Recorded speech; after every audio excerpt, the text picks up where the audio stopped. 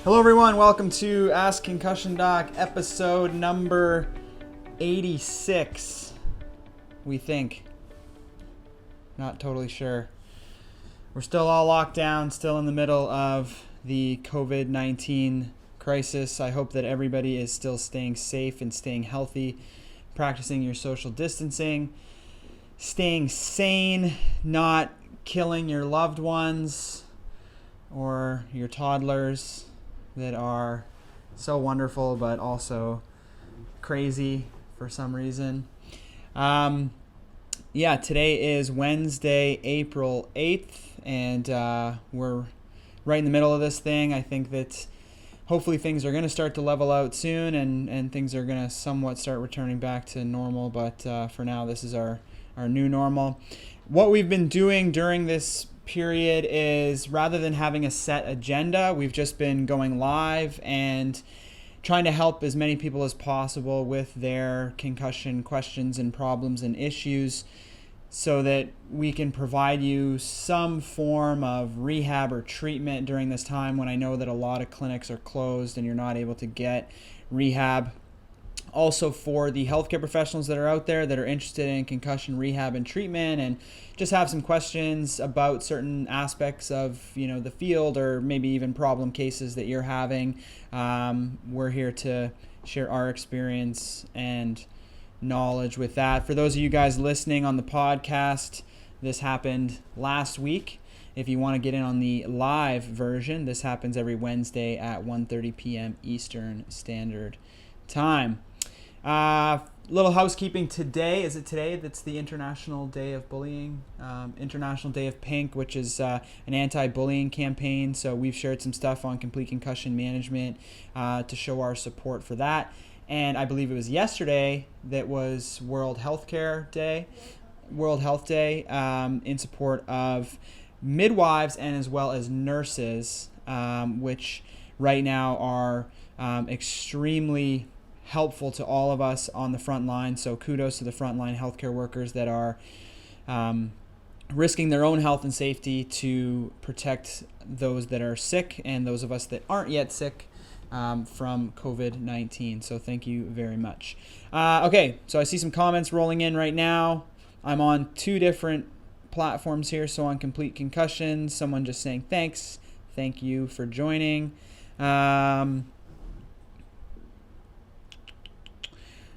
Told I have a left BPPV, which is benign paroxysmal positional vertigo, which is a form of vertigo where little crystals in your ear get dislodged and they make you have dizziness. So this person has left BPPV horizontal. The PT did a barbecue roll on her, I think, Keisha, 4 times, starting on the right side, and it didn't help. Generally, like BPV, I can't really help you because I would have to know the direction of the nystagmus that's happening. Sometimes these types of BPPV can be persistent, where something is actually stuck, which is called pupilolithiasis, which is a more rare form. I think horizontal canal BPPV in general is a rare form of BPPV. I think maybe only 10 to 15% of cases are actually in the horizontal canal. 80 to 85% are actually in the posterior canal. That's the most common form of BPPV. So horizontal canal in general is going to be more on the rare side. Most of them are going to be what's called canalithiasis, which is a free-flowing crystal, which is generally easily to maneuver. In a more rare set of that is what's called pupilolithiasis, where the crystal actually gets stuck a little bit. And so for that one, you would need a little bit of a different maneuver, which requires faster motion throughout the process, rather than just doing a standard barbecue roll, which is going to be helpful for somebody with canalithiasis and has a pretty good success rate. I think it's somewhere in the neighborhood of 85% after 1 or 2 applications. If it's not successful, that may indicate that there's something called a pupilolithiasis, which may require a different maneuver. And also, it could be that they're doing it the wrong way. If your nystagmus is going a certain direction and they've misinterpreted that nystagmus, they actually may be doing the wrong direction for you. So sometimes in these cases, you need somebody who really, really knows the difference between the canals and which direction and stuff. So I would try to find somebody who's really proficient with vestibular rehab. And I would go from there. BPPV is generally a very treatable condition. Obviously, it's very scary because you roll over in bed at night and all of a sudden your room starts to spin and everything goes crazy for a little bit. But it is a very treatable condition. Oh, I see you have another comment here below. I get symptoms raising my arms above the head, turning head to the right, and spinal movement. That doesn't sound like BPPV.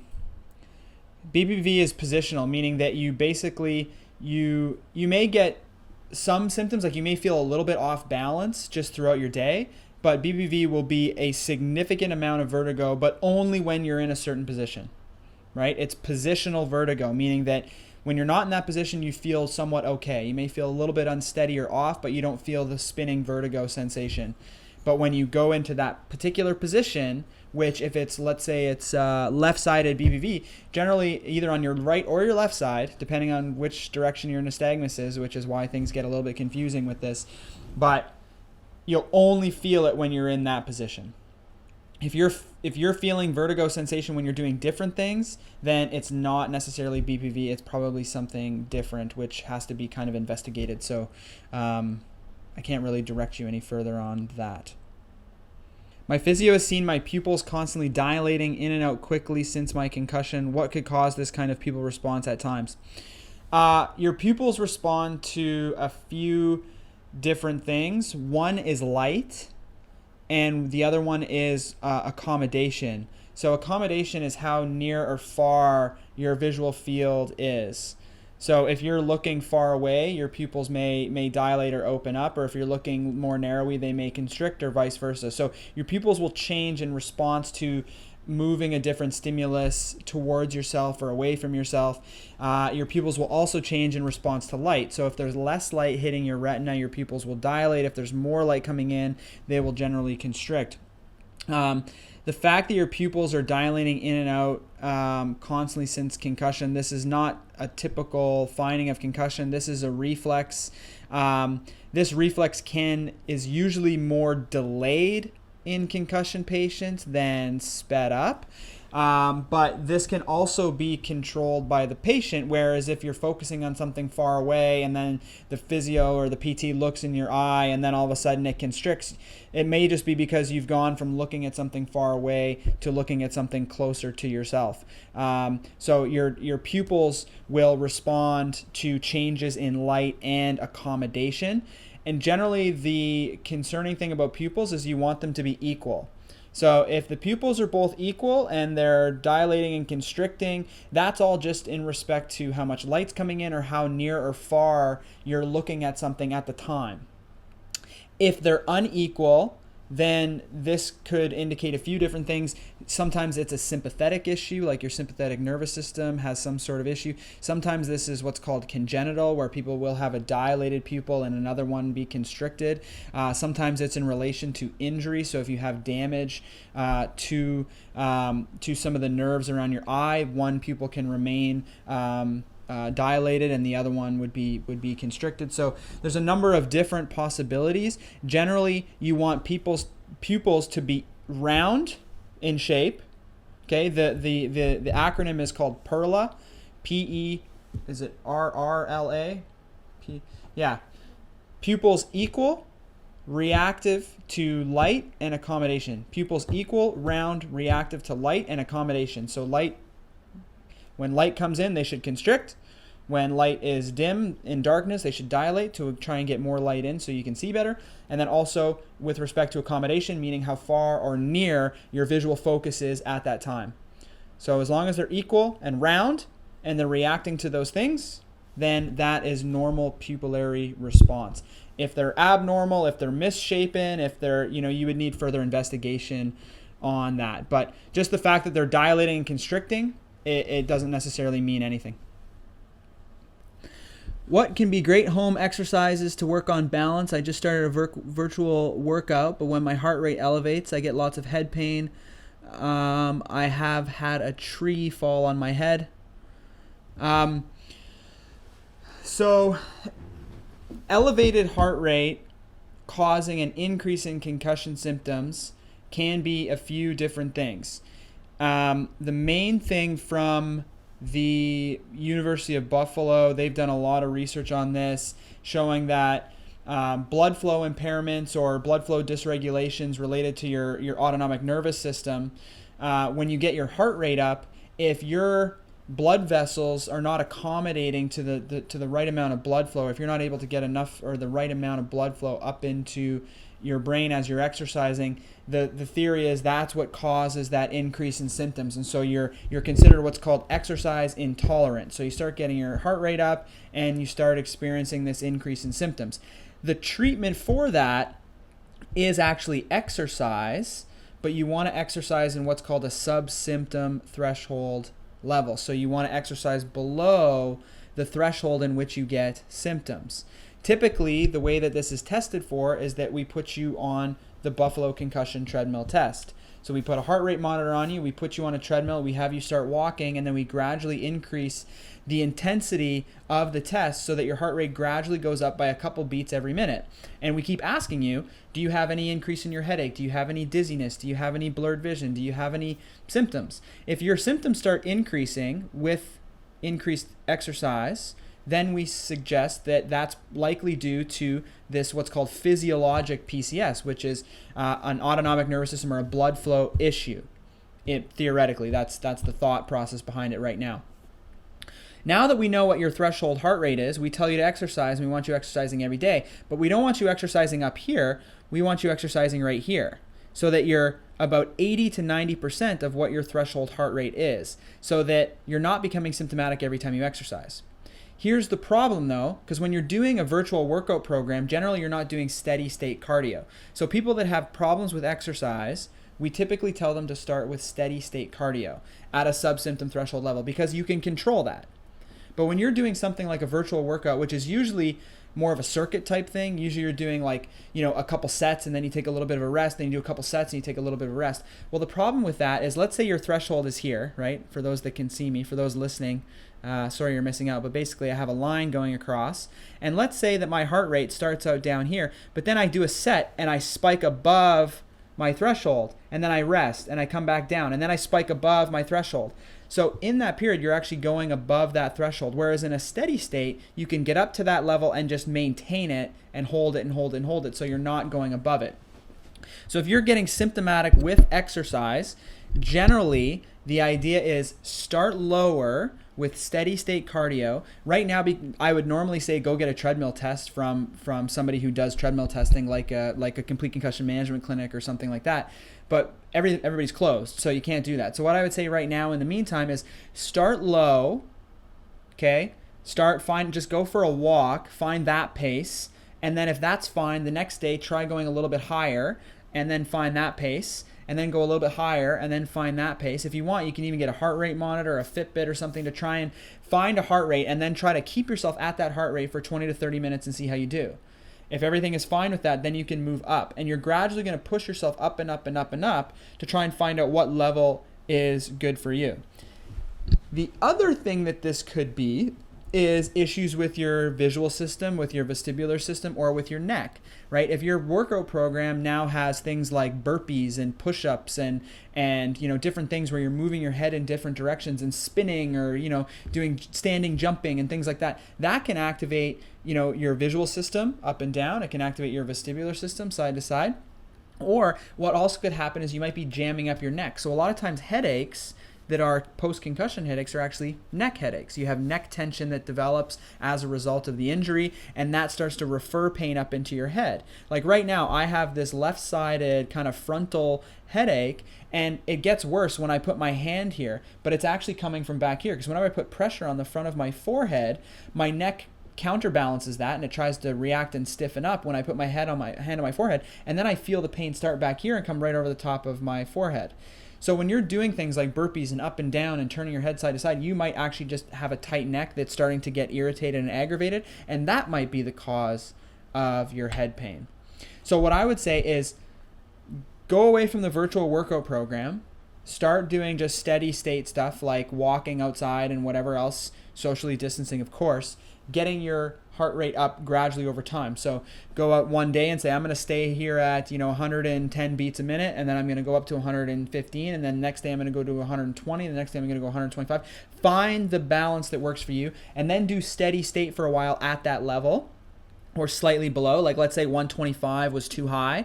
Go back down to 120 or even 115, and then stay there for a week. And then try again at 125 or even 130 and see how you do, and then pull back slightly from that. And you're gradually going to be able to do more and more and more.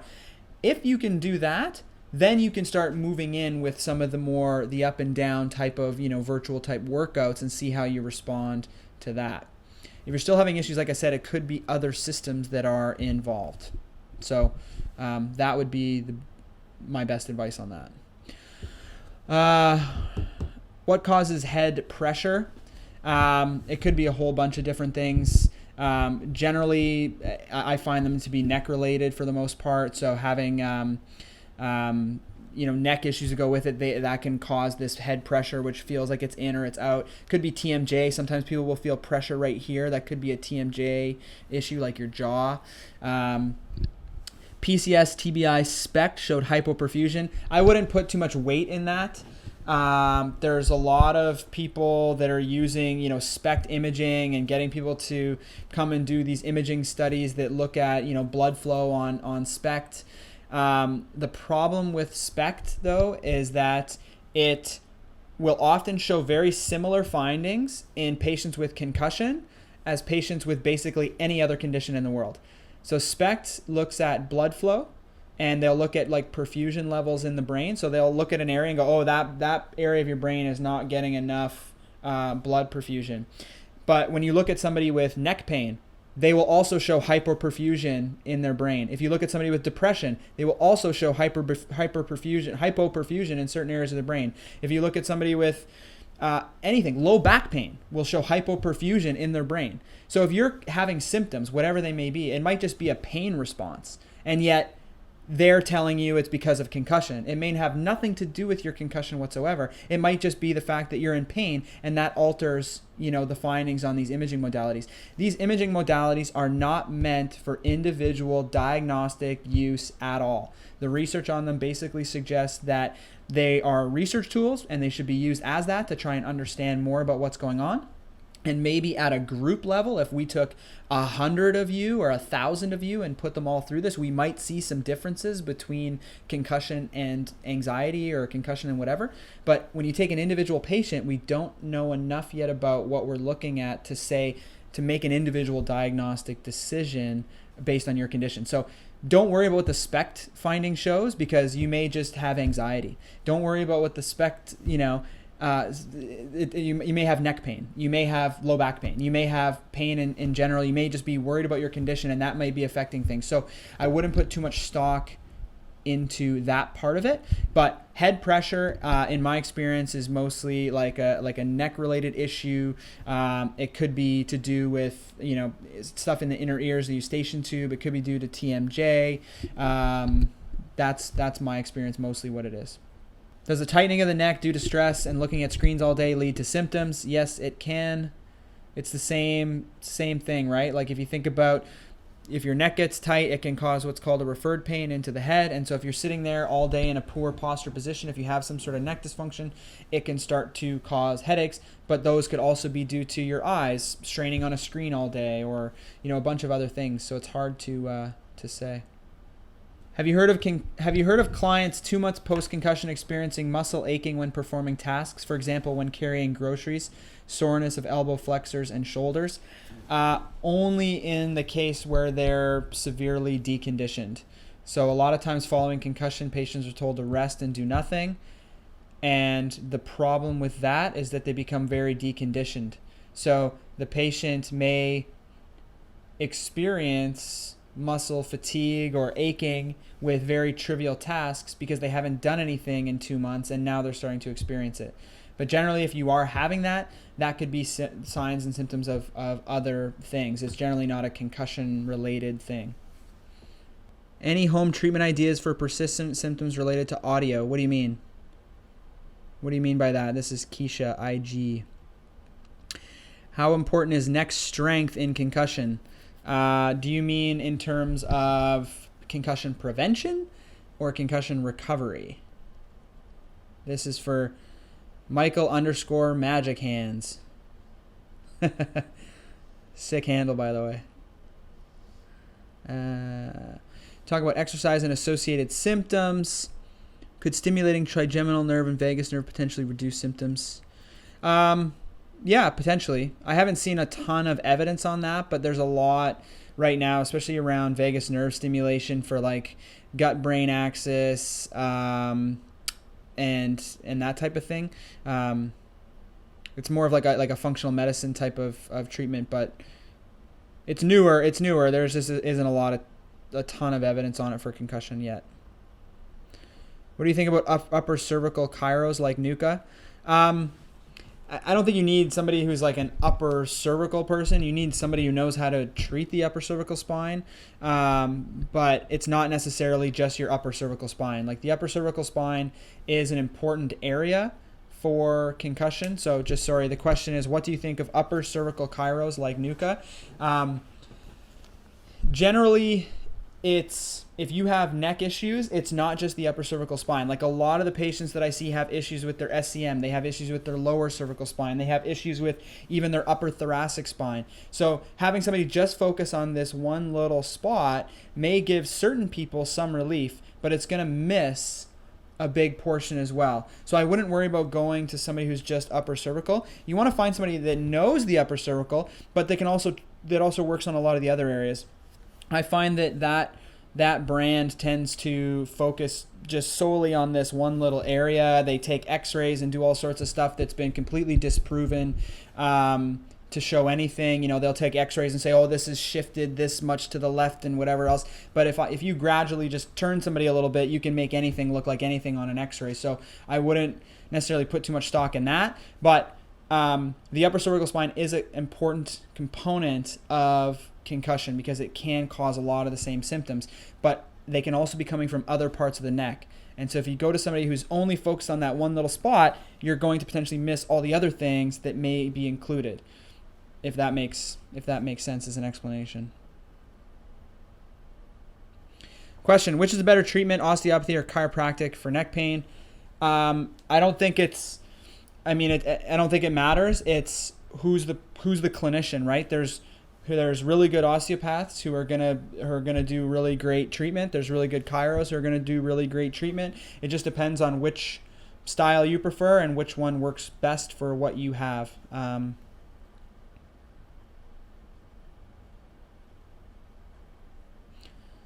Like for example, just to answer that a little bit further, I'm a chiropractor. I work on a lot of necks. It's most of what I do, but I'll have patients that will then go to an osteopath and then come back and say, wow, that was really, really beneficial for me. And then I'll have other patients that may even go to the same osteopath and say, yeah, it didn't really work for me. I didn't really like what they did. So it's personal preference. It depends on the issue that's going on, but really it's patient preference. Could the feeling of head pressure come from issues with the tissue issues? I feel like my issue is very tight behind my ears and the meniscus. What meniscus? Jaw? TMJ, I'm guessing. Meniscus makes weird crunchy sounds in my ears. Yes, head pressure could come from the TMJ. It could come from issues in your neck. It could come from muscles. It could come from joints. It's just you got to find out what it is. That's the challenge, is finding out what it is. But it could all be involved. Generally, things like right behind the ears, which is a little bony area called the mastoid process, kind of right in this area for those that can see me.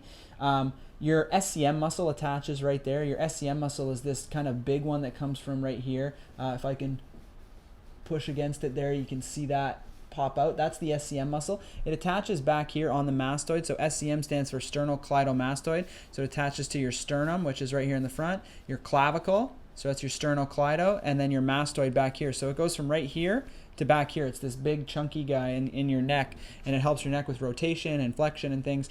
And because it attaches back here, oftentimes when you have issues with the SCM, when this muscle gets really tight, it can cause pain to feel right behind your ear and the mastoid process. It also causes pain in the face, okay, the forehead, into the eyes, the cheek, into the jaw. So sometimes this SCM muscle can cause a lot of stuff around the ear and pressure and things. And so that's one that I frequently get to, but it's a lot of clinicians won't treat it. It's a slippery muscle. It's hard to treat, and it's kind of awkward because you're in the front. There's a lot of vasculature there, so some people don't feel comfortable getting in on it, but that can be it. So a lot of times I find that just by knowing where someone's headache is, you can kind of piece together what to check and what to see is potentially the cause. So I would say SCM. Yeah, neurofeedback. So the question is, do you find neurofeedback to be a good way to reduce anxiety and stress post-concussion? Which type of neurofeedback do you recommend? I don't have any specific recommendations. There's some that will work on things like breathing. Those tend to be good. I think this is just a way for you to understand your own physiology and help to kind of reduce your own stress levels.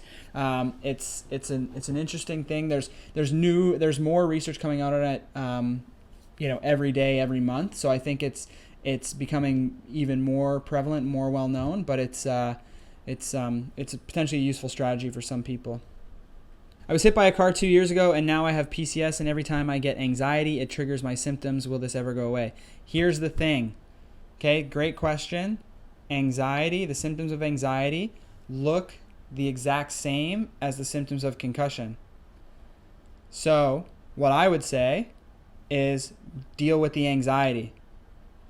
If you can deal with the anxiety, right, you'll get rid of the trigger that causes the other symptoms. So it's really that way, right? And I have a lot of patients that will have had a concussion as an inciting incident or event, and they'll come in, we'll work on some stuff, and mostly what they're dealing with is an anxiety issue. And so they will go through talk therapy, they may go through a short course of medication or something like that, but once they get that part in check, that's when they start to feel better. So concussion can cause anxiety disorders, concussion can cause depression, and dealing with the mental health aspect is probably the biggest step forward you can make in your recovery. If you have ongoing anxiety and you can't deal with that piece, or you're not handling that piece, all the other stuff is just useless, right? So I would say just deal with the anxiety as if it's an anxiety disorder. Go through, talk therapy. Well, now it's a lot of virtual stuff. Find a social worker, psychologist, something like that you can start working on the anxiety piece, get strategies to deal with that. Do things like meditation, exercise, etc. Things to reduce the anxiety. Because if you can reduce the anxiety, you'll reduce the symptoms that you're dealing with and suffering with. So that would be my number one recommendation for you. Can you discuss what baseline tests you would put in place pre-season for an athlete to use as a measuring tool in case of a concussion during the season? No, these are my secrets. No, I'm just kidding. Yeah, okay. So generally when you're doing a baseline test on an athlete, a lot of people make the mistake of thinking that if you just do a computerized test, that's good enough. All of the evidence on baseline testing and preseason testing shows that a computerized test, which is there's a few different versions out there of different tests that people do. A computerized test by itself there's issues with it. They have issues with retest reliability, and they're not able to test the full spectrum of what could potentially be injured in a concussion. So even the manufacturers of these tools suggest that they are meant to be one component of what should be a more robust, battery of tests. Like anything, when it comes to healthcare or medicine, if you're only going to use one test, you're going to miss a whole bunch of stuff, right? One example that I use is, let's say you, for our physiotherapists out there, let's say you think somebody has a meniscal injury in their knee. And if you were only going to do one orthopedic test, your diagnostic accuracy would be minimal. Whereas if you were to do 5 or 6 different tests that would help you to now go, okay, I'm starting to see a pattern here where now it definitely is a meniscal tear. Or I did this test and it was positive, but these other 5 were negative, so I'm starting to think it's not a meniscal tear, it might be something else, right? Because there's always a margin of error with any test that you do. So the trick is to find the best battery of tests that you can utilize to help arrive at your diagnosis, right? Like if I do blood work on somebody, I may pick up some abnormal things. And then I'm going to say, you know what, this is indicative of this. I'm going to do some more blood work in this area because these 2 things are out of whack. And then you're going to see some more findings. And that might lead you to get a urine test. That might lead you to do an ultrasound on somebody's abdomen. And then that ultrasound might show a little thing. That might lead you to get a CT scan and then maybe a biopsy and eventually lead to the diagnosis of whatever it may be. But if you were just to do a urine test or you were just to do a blood test and then try to make a diagnosis from that, you're going to miss a whole bunch of stuff, right? So it's the same thing with concussion. So relying on any one test is going to be insufficient. And a lot of clinics are just doing computerized testing. A lot of schools are just running computerized testing and saying, hey, everybody come in and do this computer test. That's your baseline. But you're going to miss a huge portion of potential concussion injuries if that's all you're doing. And you're also going to make clearance decisions way too early in a huge portion of people if that's all you're doing. So when you're doing a baseline test, you have to think about what areas could be impacted following concussion. And you want to try and encompass all of those areas, and you want to have a multifaceted approach, right? If you're only doing a computer test, you're going to miss balance, you're going to miss ocular motor tracking, you're going to miss a whole bunch of stuff, strength, motor strength potentially. So what we've done at Complete Concussion Management, we've gone through all the different tests that are out there, tried to find the test with the best test retest reliability, right? And nothing's going to be effective beyond 8 months to a year or so. So you're going to have to retest people every 8 months to a year. We've had a hard enough time trying to get people to come back year after year after year to do this type of testing. So 8 months is going to be a stretch. I mean, if I had my way, I would have people tested every 6 months, because after that period of time, especially when you're dealing with adolescents, they're going to get bigger, faster, stronger, etc. And you're not going to be able to have accurate results, right? If I test you in grade 10 and then I don't see you again until grade 12, well, your grade 10 results don't mean shit, because as a concussed grade 12, you're probably better, faster, bigger, stronger than your grade 10 healthy self. So it doesn't really help us, right? So you have to do this pretty frequently in order to have it, and you have to have a good, robust picture of tests. And you also have to think about the longevity of those tests. And what I mean by longevity is, if you're to get injured today, how long are you going to show impairment? Like, what's the sensitivity of that test? And for example, the SCAT test, a lot of people will do the SCAT test, which, for those that don't know, stands for the Sport Concussion Assessment Tool. This was developed to be a sideline test, meaning that at the moment of injury, I can test somebody, right? And in order to have, the results on this show that it's better if you do have a baseline versus comparing to a normative. And having a baseline, again, for those who don't know, is testing people when they're healthy so that you know what results to expect. So if somebody does have a suspected concussion and I test their balance, well, I need to know what their balance is normally in order to, see how much variation there is there. So with the SCAT test, for example, the issues normalize, right? So balance, there's some memory testing on there, there's some concentration testing on there. The research on this shows that the SCAT test normalizes after injury in as little as 3 to 4 days. So if I'm trying to use that test to make a diagnosis right on the sidelines, sure, that works. But if I'm trying to use that test to make a return to play decision, that test sucks, because the symptoms of a concussion will typically last 7 to 10 days. When my baseline becomes important is trying to make a return to play decision afterwards, because we know that the healing of the brain takes longer than it does for the symptoms to go away. So now I want to know, okay, the symptoms are gone. How's their function? Well, I can't use the SCAT test because it sucks, because it's only 3 to 4 days and then it normalizes. It's not sensitive enough to show me things beyond that. So the SCAT test, helpful for diagnosis, not helpful for return to play. So what else can we use? Well, we can use, let's say, the BEST test, which is part of balance, which is the balance error scoring system. That's part of the SCAT. That normalizes again in 3 to 4 days. But if you look at a force plate and you look at center of pressure area, for example, which is one of the tests that we use, that doesn't normalize for 3 to 4 weeks. There you go. So now The force plate can help me make a diagnosis, but can also help me make a return to play decision. So I would definitely want to include force plate data and postural sway into my assessment battery. Another one, reaction time. We use a simple dropstick reaction time test, which was developed by the University of Michigan. It has excellent test-retest reliability, and it shows that it takes 14 days to 21 days to actually normalize after concussion, and in some cases actually even longer than that, up to as long as 50 days to normalize. So good test for diagnosis, good test for return to play. We also use a test called the King-Devick test, which is an ocular motor tracking test. This test has been shown to be one of the most sensitive concussion tests on the sidelines, and also shows dysfunction in concussed patients for weeks after the injury. That's what we want. So it's good on the sidelines and it's good for return to play. Okay? So generally our baseline battery, you need to think about it in that full way, right? If you're only going to do tests that are meant for the sideline, you're going to have a terrible time making return to play decisions. If you're only going to use one test and think that that's good enough, you're going to miss all the other components, right? What if somebody gets a concussion that affects their balance system, but the only test you did was a computerized test that doesn't look at balance at all? Well, this person may look like they've normalized and they're back to normal and they're ready to go, but yet they still have balance impairments that you don't even know about. So now you're making a return to sport decision with no information, right? So you need to look at everything that a concussion could affect: balance, reaction time, vision, ocular motor function, processing speeds, cognitive function, memory, concentration, executive function, all of that stuff.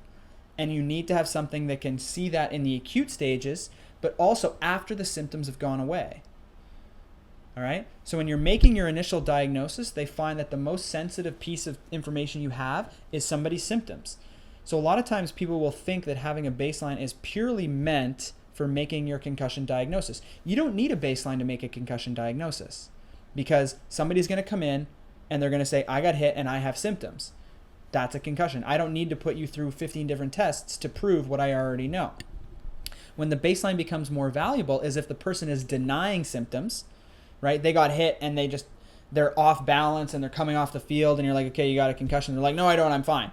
And you have to do something to try and show that, yes, they do have something wrong with them. You can do a baseline then. That's when it helps you with your diagnosis. But the most important piece of having a good baseline is actually after the symptoms have gone away and you're trying to see when they're safe to return to sport. So now you test them over here, right? For those that can see me, I'm doing visual stuff.